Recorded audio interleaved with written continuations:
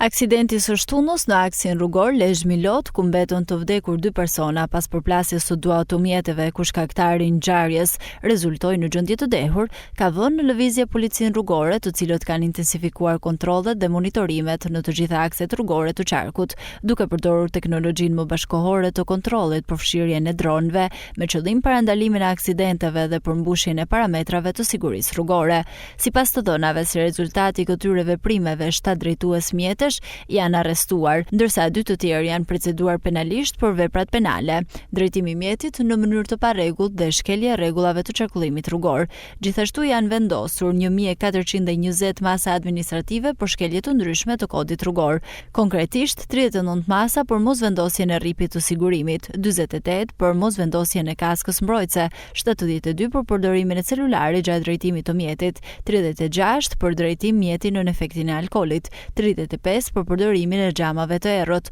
205 për parakalime të gabuara, 198 për ndalim apo qëndrim të gabuar, 658 për tejkalim të shpejtësisë së lejuar, 39 për mosdhënie përparësi e këmbësorëve dhe 90 për shkelje të tjera të kodit rrugor. Policia rrugore bën të ditur se kontrollet do të vijojnë me intensitet të lartë në të gjitha akset rrugore, urbane, interurbane dhe rurale të qarkut Lezhë, me fokus respektimin e rregullave të qarkullimit dhe rritjen e sigurisë për të gjithë përdoruesit e rrugës. Gjithashtu ju kërkohet të gjithë drejtuesve të automjeteve që të respektojnë me rigorozitet rregullat e qarkullimit rrugor, të shmangin parakalimet e gabuara, përdorimin e celularit gjatë drejtimit të mjetit dhe drejtimin nën efektin e alkoolit, në mënyrë që të shmangen ngjarjet rrugore dhe të garantohet siguria për të gjithë.